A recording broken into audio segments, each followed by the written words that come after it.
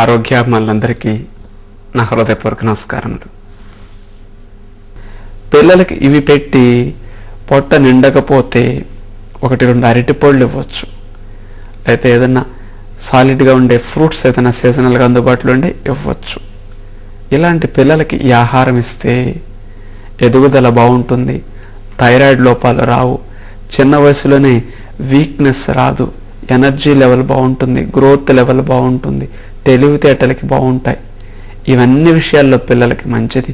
ఎప్పుడన్నా వారికి రోజు మొలకలు పెట్టి బోరు కొడుతుంది అనిపిస్తుంది కదన్నా, మరి సండే వస్తుంది, చక్కగా ఈ మొలకలన్నీ పక్కన పెట్టేయండి. మన పద్ధతిలో ఆకలిని చంపకుండా మంచి బలాన్నిచ్చే టిఫిన్స్ వండి మంచి శక్తినిచ్చే చట్నీలు కూడా చేసి అందులో బాగా పెట్టండి.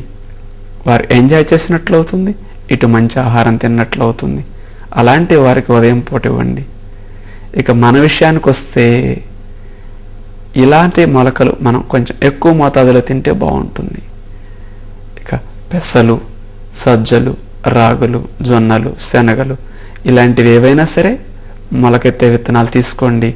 చక్కగా నానపెట్టి మూట కట్టుకుని మొలకలు వచ్చేటట్టు తయారు చేసుకోండి.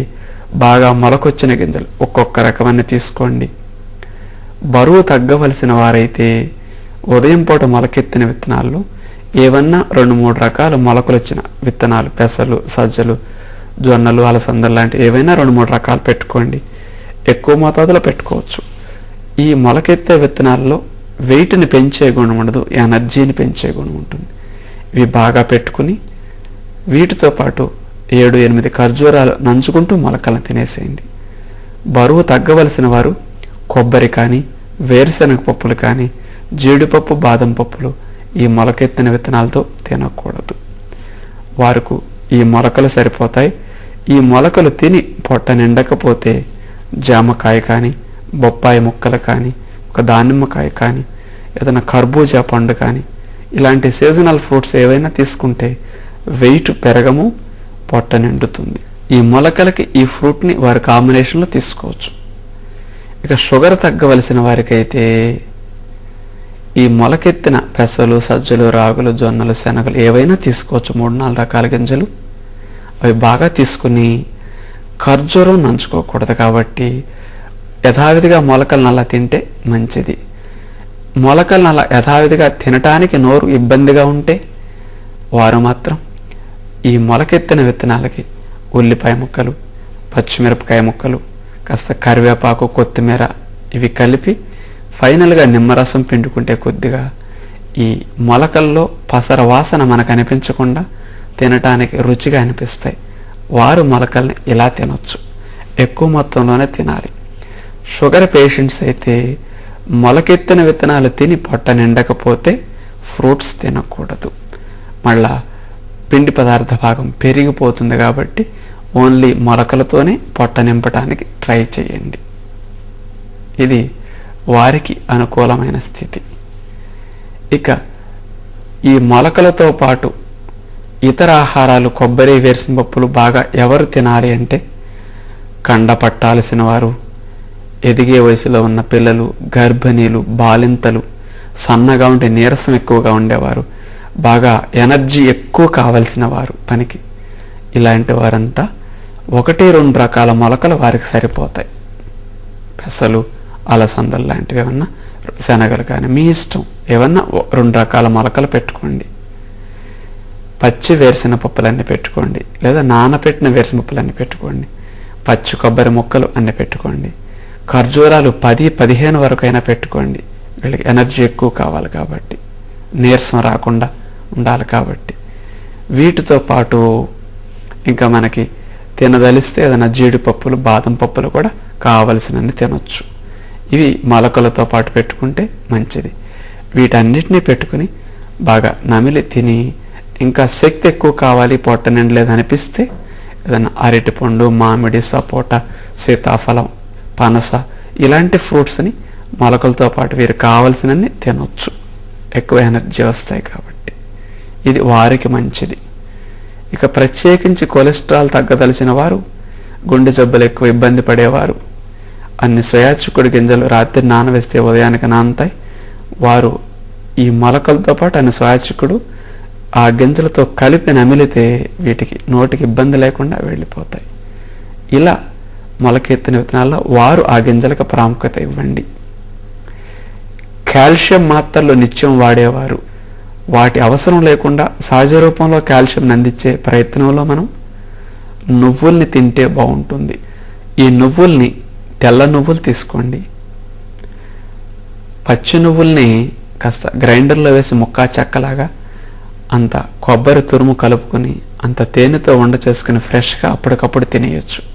ఇది ఒక రకం పద్ధతి. లేదా ద్వారగా వేయించుకున్న నువ్వులనైనా సరే కొబ్బరితో తేనెతో కలిపి వంట చేసుకునైనా రోజుకోకుండా మొలకలతో పాటు వీరు తినొచ్చు.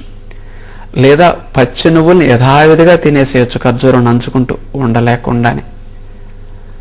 లేదు నువ్వుల్ని రాత్రి నీళ్ళల్లో వేసి ఉదయానికి నానిన నువ్వులనైనా తినొచ్చు. రోజుకని నువ్వులు వాడుకుంటే కాల్షియం లోపం బాగా సవరించబడుతుంది. ఎముకల అరుగుదల ఉన్నవారికి, కీళ్ళు టక్కు టిక్కు అనేవారికి, మెన్సెస్లు పోయే సమయంలో ఎముకలు గుల్లబారాయి మాకు ఇప్పుడు గట్టిపడాలనుకునే వారికి, కాస్త ముసలి వారికి కాల్షియం సరిగా అందట్లేదు అనుకునే వారికి ఈ నువ్వుల్ని అందరికీ అందించవచ్చు. ఇలా మొలకెత్తిన విత్తనాలతో పాటు వారికి నువ్వులు అందేటట్లు జాగ్రత్త పడితే మంచిది. మొలకెత్తిన విత్తనాలతో సోయాబీన్స్ కానీ ఈ నువ్వులు కానీ వీరికి సరిపోతాయి. ఇక ఇతరులకి అందరికీ మనం చెప్పుకున్నాం. గర్భిణీకి ముఖ్యంగా బాలింతలకి ఈ మొలకలు బాగా అందిస్తే ప్రసవించిన తర్వాత ఆ శిశువుకి కావలసిన పోషక విలువలన్నీ పాల ద్వారా లేకపోతే శరీరం నుంచి అందటానికి ఈ మొలకలు చాలా చక్కగా లాభాన్ని అందిస్తాయి. సకల పోషక విలువలు ఉన్న సహజమైన ఆహారాన్ని మనం అందించాం కాబట్టి ఈ పిల్లలకి మంచిగా లాభం జరుగుతుంది. పాలు బాగా బాలింతలకు పడతాయి. ఈ మొలకెత్తిన విత్తనాలు ముఖ్యంగా అన్ని వేరుశెనగ పప్పులు ఎక్కువ తిన్నా, కొద్దిగా సోయా చిక్కుడు గింజలు తిన్నప్పటికీ పాల మోతాదు ఎప్పటికీ తగ్గదు. 2-3 సంవత్సరాల పాటు పాలు వస్తాయి వీటిని బాగా తింటే. చేత వారి విషయంలో ఈ వేరుశెనగ పప్పులు సోయాబీన్స్ని బాగా వాడుకోవడానికి ప్రయత్నం చేస్తే మంచిది. మాంసకృతులు ఎక్కువ ఉన్న ఆహారం తింటే పాలు వస్తాయి కాబట్టి మనం చెప్పుకున్న ఈ మొలకెత్తిన విత్తనాల్లో మాంసకృతులు బాగా ఉంటాయి. ఈ లాభం వారికి లభిస్తుంది. ఇలా ఉదయం పూట టిఫిన్ ఇలా చేస్తే బాగుంటుంది. కొందరికి ఈ టిఫిన్ ఈ గింజలు, ఇడ్లీ, దోశలు, ఫ్రూట్స్ ఏవి పనికి రావు. వారెవరంటే ఎవరికైతే నీళ్ల విరోచనాలు రోజుకి 4-5 అవుతూ ఉంటాయో, ప్రేగుల్లో ఎప్పుడు రోగ నిరోధక శక్తి తగ్గి నెలకి 2 నెలలకి 10 రోజులకి 20 రోజులకి నీళ్ల విరోచనాలు అయ్యే వీక్నెస్ ఉంటుందో, ఇన్ఫెక్షన్స్ ఎక్కువ వస్తాయో ప్రేగుల్లో, మలంలో రక్తం తరచుగా 4 రోజులకి 3 రోజులకి అంతంత పడుతూ ఉంటుందో, ఏదో ఇరిటబుల్ బౌల్ సిండ్రోమ్ లాంటి వారు, లేకపోతే అల్సరేటివ్ క్వాలిటీస్ అనే సమస్యలు ఉన్నవారు ఈ బ్రేక్ఫాస్ట్లో రాత్రి అన్నంలోనే అన్ని పాలు పోసి ఇన్ని ఉల్లిపాయ ముక్కలు, పచ్చిమిరకాయ ముక్కలు వేసి తోడు పెట్టేయాలి. ఆ తోడు పెట్టిన అన్నం ఉదయానికి చక్కగా తోడుకుని పెరుగన్నం మంచిగా సిద్ధమై ఉంటుంది. ఈ పెరుగన్నాన్ని ఉదయం పూట 8-9 గంటల ప్రాంతాల్లో టిఫిన్ వలె దీన్ని తీసుకుంటే ప్రేగుల్లో రెసిస్టెన్స్ పెరుగుతుంది. ఎసిడోఫిలస్, బ్యాసిల్లస్ అనే మంచి సూక్ష్మజీవులు అభివృద్ధికి పెరుగన్నం హెల్ప్ చేస్తుంది. వారు ఇలా తీసుకోవచ్చు. కొందరికి దగ్గు కానీ, శ్లేష్మాలు కానీ, కఫం కానీ, అజీర్ణం కానీ ఉండి ఆహారం ఉదయం పూట ఏమి తినాలనిపించదు. అలాంటి వారు ఈ ఉదయం పూట ఇలాంటి టిఫిన్లు కానీ, అన్నం కానీ, మొలకలు కానీ పూర్తిగా మానేసి అవకాశం ఉంటే వెజిటబుల్ జ్యూస్ తాగుతారు. తర్వాత ఇంకో 1-2 గంటలకి ఏదైనా పళ్ళ రసమో, కొబ్బరి నీళ్ళు, చెరుకు రసమో అలాంటి ఉదయం పూట తీసుకుని విశ్రాంతి ఇస్తే ప్రేగులు ఆ రెస్ట్లో వాటి సమస్యను పరిష్కరించుకుని మధ్యాహ్నానికి మంచి ఆకలిని పుట్టిస్తాయి. అలా మధ్యాహ్న పూట ఎప్పుడన్నా భోజనం మామూలుగా కొనసాగించవచ్చు. ఇది ఉదయం పూట టిఫిన్ తీసుకునే విధానం. ఇక కొన్ని మార్పులు ఒకళ్ళిద్దరికి ఉంటాయి. అవేమిటంటే ఇన్సులిన్ తీసుకునే షుగర్ వ్యాధి గ్రస్తులు ఉంటారు. అలాంటి వారు ఉదయం పూట 9-10 గంటలకు ఇన్సులిన్ తీసుకుని మొలకలు తింటే శరీరానికి శక్తి చాలనట్లు అనిపిస్తుంది.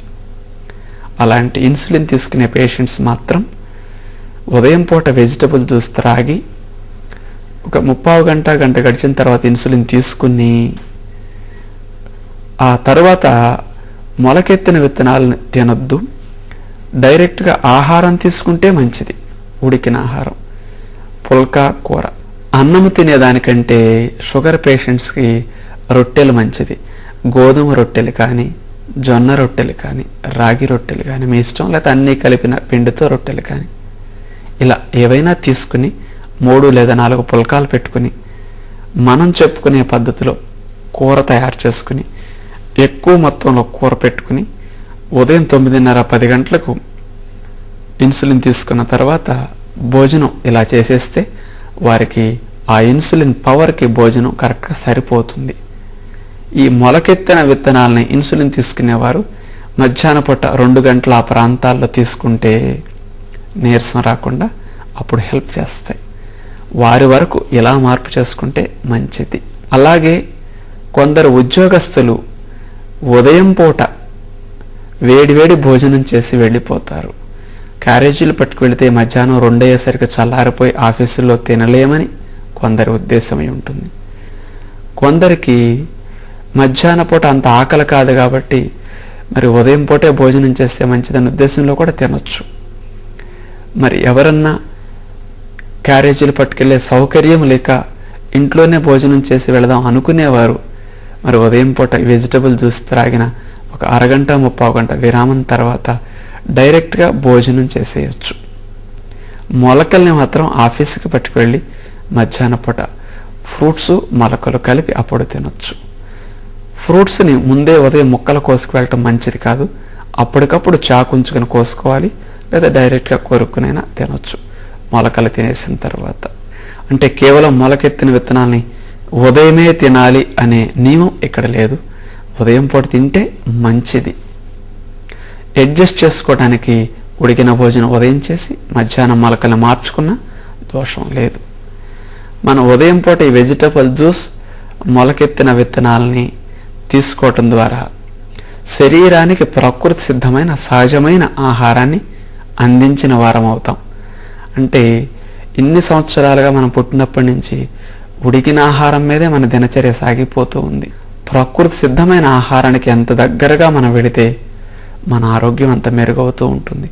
అంత సహజంగా ఈ అవయవాలన్నీ పనిచేస్తూ ఉంటాయి. అంచేత మనం సహజత్వానికి దగ్గరగా ఉండాలనే ప్రయత్నం చేయాలి. ఈ వెజిటబుల్ జ్యూస్ మొలకెత్తిన విత్తనాలు శరీరంలో జీర్ణక్రియకు భారం కావు, విసర్జన క్రియను ఆటంకపరచవు. కాబట్టి 9:30-10 గంటల వరకు మన లోపల క్లీనింగ్ ప్రాసెస్ జరుగుతూనే ఉంటుంది. సిస్టమ్ రిలాక్స్ అవుతూనే ఉంటుంది, స్ట్రెయిన్ కాదు. ఇప్పుడు ఈ జ్యూసు మొలకల విధానం మీరు ప్రారంభించిన దగ్గర నుంచి మీరు ఆఫీస్కి వెళ్ళి వర్క్ చేసుకుంటున్నా, పిల్లల స్కూల్కి వెళ్ళి చదువుకుంటూ ఉన్నా, ఇంట్లో స్త్రీలున్నా మత్తు కానీ, బద్ధకం కానీ, నిద్ర అనిపించటం కానీ, కాసేపు పడుకుంటే బాగుండని కానీ ఉండదు. లైట్ ఫుడ్ కానీ ఎక్కువ ఎనర్జీనిచ్చే ఫుడ్. జీర్ణక్రియలో లైట్, ఎనర్జీ విషయంలో హయ్యెస్ట్ ఎనర్జీ. అదే టిఫిన్లు తిని వెళితే సగం మంది పిల్లల స్కూల్లో కన్ను మూస్తూ ఉంటారు. బల్లల మీద బాడీ ఉంటుంది కానీ ఆ మైండ్ మాత్రం ఎక్కడికో వెళ్ళిపోతుంది. ఉద్యోగ వ్యాపారస్తులు కూడా చాలామంది అలా మత్తుగానే ఉంటారు ఉదయం పూట. ఈ సమస్యను పరిష్కరించడానికి ఇప్పుడు చెప్పిన బ్రేక్ఫాస్ట్ ప్లాన్ ఎంతో మంచిది. ఇలా రోజు మొలకెత్తిన విత్తనాలు మాత్రం కొనసాగించండి. ఎప్పుడన్నా మీకు తినదలిస్తే వారానికి 10 రోజులకు ఒకసారి చక్కగా మన పద్ధతిలో వెరైటీస్ టిఫిన్స్లో చేసుకుని ఎంజాయ్ చేయండి. ఆరోగ్యం చెడిపోదు, లాభం వస్తుంది. మరి రోజు మొలకెత్తిన విత్తనాలు తినమంటే మీరు తినరు కాబట్టి అప్పుడప్పుడు ఇలాంటి టిఫిన్స్ ఎంజాయ్ చేస్తే మీకు వాటికి వీటికి మధ్య వ్యత్యాసం స్పష్టంగా తెలుస్తుంది. ఇన్నాళ్ళు మొలకలు తిని ఎంత సుఖపడ్డాం, ఈ ఉడికిన టిఫిన్లు ఎంత మత్తునిస్తున్నాయి. ఉప్పు నూనె లేకపోయినా మత్తేవి. కాకపోతే వాటంతా మత్తు కాదు, కానీ ఉడికితేనే మత్తు. మనకి మానసిక సుఖానికి, శారీరక సౌఖ్యానికి ఈ మొలకెత్తిన విత్తనాల ఆహారం ఎంత గొప్పది అని మీకు అనుభవపూర్వకంగా ఆ టిఫిన్ని తిన్నప్పుడే అర్థమవుతుంది. అంచేత ఇలాంటి మంచి టిఫిన్ సెషన్ మనం తెలుసుకున్నాం. ఉదయం పూట 9-10 గంటల వరకు చెప్పుకోవటం పూర్తయింది. ఈ మొలకెత్తిన విత్తనాలని తిన్న 2 గంటల తర్వాత నుంచి, లేదా టిఫిన్ తిన్న ఇడ్లీ దోశలు తిన్న 2 గంటల తర్వాత నుంచి మరలా నీళ్లు త్రాగే ప్రయత్నం చేయాలి. ఉదయం పూట మనం త్రాగిన 2.5 లీటర్ల నీరు 10-11 గంటల వరకు బయటకు వచ్చేస్తుంది. సుమారుగా మన ఆఫీసులకి వెళ్ళబోయే ముందే 3 వంతుల మూత్రం వచ్చేస్తుంది. ఆఫీస్కి వెళ్ళాక ఒకసారి వెళ్ళి ఇక డ్యూటీలో కూర్చుంటే ఆటంకం లేకుండా ఉంటుంది. ఉదయం త్రాగిన నీరు 11 గంటల వరకు సుమారుగా మన శరీర అవసరాలు తీరుస్తూ లోపల ఉంటుంది. ఇక మనం నీటిని తాగే కార్యక్రమం తెలుసుకోవాలి. ఉదయం పూట టిఫిన్ తినటం పూర్తయిన 2 గంటల తర్వాత మరలా నీళ్లు త్రాగితే మంచిది. 1 లీటరు, 1.5 లీటరు, వేసవికాలం అయితే 1.5 లీటరు వరకైనా ఈ సమయంలో నీరు త్రాగటం ప్రారంభించవచ్చు. ఉదాహరణకి మీకు 9-9:30 అయింది మొలకలు తినేసరికి, 11-11:30 అలా గడిచిన తర్వాత నీళ్ల సీసా ఉంచుకోండి. మనం ఎక్కడుంటే అక్కడ కూడా బాటిల్ ఉంటే మన టైం ప్రకారం మనం త్రాగొచ్చు. గోరువెచ్చని నీళ్లు త్రాగితే మంచిదన్నవారు గోరువెచ్చని నీళ్ళే తీసుకోండి. ఇతరులు మామూలు నీరే బిందులో తీసుకోండి. ఈ సమయంలో త్రాగే నీరు మాత్రం అంచెలంచెలుగా త్రాగాలి. ఒకేసారి ఎక్కువ త్రాగటం మంచిది కాదు. సమయం అయినప్పుడు ముందు 1 గ్లాసు, 1.5 గ్లాసులు త్రాగండి. ఇంకో పావు గంట, అరగంట గడిచాక మరో గ్లాసు, ఇంకో పావు గంట, అరగంట గడిచాక మరో గ్లాసు, అలా మధ్యాహ్నం భోజనానికి ఇంకో అరగంట ముందు సమయం వరకు ఇలా నీళ్ళని తాగే కార్యక్రమం. ఈ సమయంలో మీరు నీళ్లు త్రాగటం వల్ల ఏ లాభం వస్తుందంటే, మీరు తినే భోజనం 1 గంట 2 గంటలు లేట్ అయినా మీకు ఆకలి అనిపించదు. కడుపులో మంటలు కానీ, భోజనం లేట్ అయినందుకు ఏవో లోపల గడిబిడి వచ్చి సమస్యలు అనిపించటం కానీ ఇవేమి అనిపించవు. పొట్టను శుద్ధి చేస్తాయి. ఖాళీ కడుపు మీద మనం నీరు త్రాగినందుకు రక్తంలో చేరి మనం ఎండల్లో ప్రయాణాలు చేసినా, పనిలో వేడొచ్చినా, కాస్త టెన్షన్ వచ్చినా బాడీని చల్లపరచడానికి నీళ్లు హెల్ప్ చేస్తాయి. అంచేత ఇలా అందరం ఆ సమయంలో నీళ్లు త్రాగితే మంచిది. ఇక భోజనం చేసేటప్పుడు మీకు దాహం కూడా ఇలా నీళ్లు ముందు త్రాగినందుకు వేయకుండా ఉంటుంది. ఈ ప్రయత్నం అందరూ చేయండి. పిల్లలకు కూడా ఈ సమయంలో నీరు త్రాగించండి. వారికి తగ్గట్లు 2 గ్లాసులు అట్లా త్రాగించినా సరిపోతాయి, లేదా 3. ఇక మధ్యాహ్నం భోజన విషయానికి వస్తే మన జీర్ణక్రియ ఎలా ఉంటుందంటే మంచిగా ఆకలి వేస్తూ ఉంటుంది. 1 గంట 2 గంటలకు మనం భోజనం చేస్తూ ఉంటాం. జఠరాగ్ని రగులుకుని ఉంటుంది. సూర్యుడు ఎట్లా తీక్షణంగా ఉంటాడో మన పొట్టలో కూడా ఆకలి అలా ఉంటుంది. రగులుకున్న పొయ్యిలో ఏది పడవేసినా మండిపోతుంది. పచ్చి పుల్ల వేసినా మంట వచ్చేస్తుంది. అలాగే మన పొట్టకు ఆ శక్తి ఉంటుంది. కాబట్టి మనం రోజు మొత్తంలో బలమైన ఆహారాలను తినవలసిన వాటిని, ప్రధానమైన వాటిని మధ్యాహ్నం పూట పెట్టుకోవాలి. మధ్యాహ్నం వండుకోవలసిన వంటలు ఏవి, తినవలసిన పదార్థాలు ఏవి అనే విషయం మనకి ఇక్కడ తెలియాలి. ఏ ఆహారం అయితే మనం తినదలసిన వాటిలో జీర్ణక్రియ ఎక్కువ సమయం పడుతుందో వాటిని మధ్యాహ్న పూట తినటం శ్రేష్టం అని చెప్పారు. ఏవేవి మధ్యాహ్న పూట వండుకుంటే మంచిదంటే, కందిపప్పు, పెసరపప్పు మీరు వండుకోదలిచినప్పుడు మధ్యాహ్న పూట వండుకోండి. ఆకుకూరలు ప్రతినిత్యం మనం వండుకోమంటున్నాం. ఆ వండే ఆకుకూరలను మధ్యాహ్న పూటే వండుకోవాలి. దుంపకూరలను ఎప్పుడన్నా మీరు 10 రోజులకు 15 రోజులకు తినదలిస్తే మధ్యాహ్న పూటే వండుకోవాలి వాటిని. అంటే ఉదయం పూట వండుకుంటాం, తినవలసిన మధ్యాహ్న పూట అనుకుంటున్నాం. మీరు 10 గంటలకు భోజనం చేసినా తినొచ్చు, కానీ సాయంకాలం వీటిని వండకూడదు. అది పగటి పూట మాత్రం ఎండ ఎక్కువగా ఉన్న సమయాల్లో తింటే వీటి జీర్ణానికి ఎక్కువ సమయం పడుతుంది. కాబట్టి డైజెషన్ స్పీడ్గా అయిపోతుంది, ఎక్కువ ఎనర్జీని ఇస్తాయి. మనం పగటిపూట మధ్యాహ్నం ఎప్పుడన్నా తినేసామనుకోండి వీటిని, ఆ ఎక్కువ ఎనర్జీ మన బాడీ మనం చేసుకునే పని రూపంలో ఖర్చు పెట్టిస్తుంది. రాత్రిపూట ఇలాంటి హై ఎనర్జీ ఫుడ్స్ని తినేసామనుకోండి బాడీ ఖర్చు పెట్టదు, కొవ్వుగా మారిపోతుంది, లావ్ అయిపోతాం, బొజ్జలు వస్తాయి. మీరు మధ్యాహ్న పూట దుంప, ఆకుకూర, కందిపప్పు, పెసరపప్పు, అన్నము ఎక్కువగా తినదలిస్తే మధ్యాహ్న పూటే తినండి. పెరుగు బాగా వేసుకోదలిస్తే మధ్యాహ్నం పూటే దాన్ని వాడుకోవాలి. ఇలా అన్నిటినీ మనం ఏదన్నా చిల్లర తిండి కానీ స్వీట్స్ కానీ తినదలిస్తే భోజనంతో పాటు అప్పటి తినేయటం తేలిగ్గా జీర్ణమయ్యే అవకాశం ఉంటుంది. ఇలాంటివన్నీ స్త్రీలు తెలుసుకుని కాస్త వండుకునే విధానంలో జాగ్రత్త పడితే మంచిది. ఎప్పుడన్నా పన్నీరు కానీ చిక్కుడుకాయ కూరలు కానీ ఇవన్నీ హై ప్రోటీన్ డైట్లు. ఇవన్నీ మధ్యాహ్న పూట డైజెషన్ పవర్ ఎక్కువగా ఉంటుంది కాబట్టి ఈ సమయం మంచిది. ఎప్పుడన్నా పలావులు కుర్మాలు ఇలాంటివి చేసుకోదలిసిన మధ్యాహ్నం తినే భోజనంలో మంచిది. డిన్నర్ని మాత్రం ఎంజాయ్ చేయటానికి వాడుకోకుండా ఉంటే మంచిది. ఆరోగ్యానికి డిన్నర్ని త్యాగం చేయాలి. మధ్యాహ్న పూట భోజనాన్ని మాత్రం శరీరాన్ని పోషించుకోవడానికి కావలసిన వాటన్నిటినీ అందించడానికి మనం వాడుకోవాలి. ఇక మధ్యాహ్న పూట భోజనం ఎవరెవరు ఏం తినాలి, ఏ కూరలు ఎవరు తినాలి, ఎలా వండుకోవాలి, ఈ విషయాలు ఇప్పుడు మనం తెలుసుకుందాం. మధ్యాహ్న పూట వండుకునే వంటలలో అందరూ స్త్రీలకు తెలిసిన విధంగానే ఆ వంటల్ని వండుకుంటే చాలా చక్కగా రుచిగా అనిపిస్తాయి. రుచిని ఇస్తున్నాయి కానీ ఆ వంటలు ఆరోగ్యాన్ని ఇస్తాయా? స్త్రీలు ఒక్క మాట నేను అడిగేదానికి సమాధానం చెప్పండి. మీకు వచ్చే వంటలన్నిటిలో జబ్బులు తగ్గించే వంటలు ఏమన్నా వచ్చా? వస్తే ఆ వంట ఎలా వండుకోవాలి చెప్పండి. ఆ వంట పేరేమిటి చెప్పండి. పలానా షుగర్ తగ్గే వంట ఇది తింటే షుగర్ వ్యాధి పోతుంది తెలుసా మీకు? ఆ వంట ఈ వంట ఇలా వండుకుంటే బీపీ శాంతం మాత్ర లేకుండా పోతుంది, ఇలా తింటే కీళ్ళ నొప్పులు తగ్గుతాయి తెలియటంలా. మన ఇంట్లో వండుకునే వంటలకి జబ్బులు తగ్గటం లేదు, లేని జబ్బులు రావటం ఆగటం లేదు. ఆ వండే విధానం మారితే మాత్రం మీరు వేసుకునే మాత్రలు అవసరం లేకుండా మీకున్న జబ్బులు చాలా వరకు తగ్గుతాయి. 100-75% జబ్బులను మనం ఇంట్లో వండే విధానాన్ని ఆహారపు అలవాట్లని మార్చుకుని తగ్గించుకోవచ్చు. కొన్ని రకాల వ్యాధులు తగ్గవు ఒకసారి వస్తే, వాటికి మాత్రం మందులు వేసుకుంటూనే ఉండాలి. కానీ మన చేతిలో అంత అవకాశం ఉంది కాబట్టి మాత్రలు అవసరం లేకుండా జబ్బులు తగ్గించుకునే ప్రయత్నం మనం చెయ్యాలి. దానివల్ల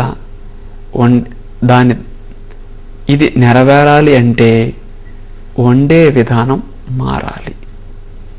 కానీ స్త్రీలకు జబ్బులను తగ్గించే వంటలు తెలియటంలా, రుచినిచ్చే వంటలే తెలుస్తున్నది. అందుచేత మేం చెప్పే విధంగా మీరు వంటలు వండుకు తినండి. జబ్బులు ఎందుకు తగ్గవో చూద్దాం. మాత్ర లేకుండా ఎలా జబ్బులు లొంగవో చూద్దాం. లేని జబ్బులు రాకుండా ఎలా ఉండవో చూద్దాం. మేము ఈ వంటలపైన ప్రయోగం చేసి చక్కగా రుచినిస్తూ రోగాలను తగ్గించే వండే విధానాన్ని తెలుసుకోవటం జరిగింది. మేం చెప్పే ఈ వంటల్ని జబ్బుల్ని తగ్గించే వంటలని పేరు పెట్టడం జరిగింది.